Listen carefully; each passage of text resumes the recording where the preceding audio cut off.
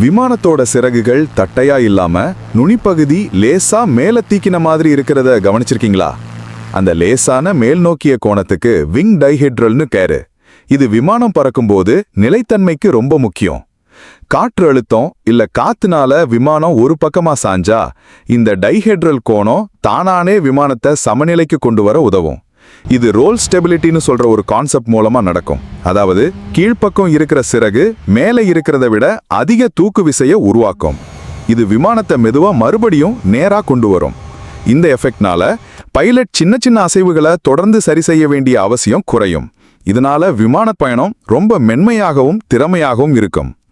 Airbus A320 இல்ல Boeing 737 மாதிரி பெரும்பாலான கமர்ஷியல் ஜெட் விமானங்கள் பயணிகள் சௌகரியம் மற்றும் பாதுகாப்பை உறுதி செய்ய இந்த கோணத்தோட தான் வடிவமைக்கப்பட்டிருக்கு.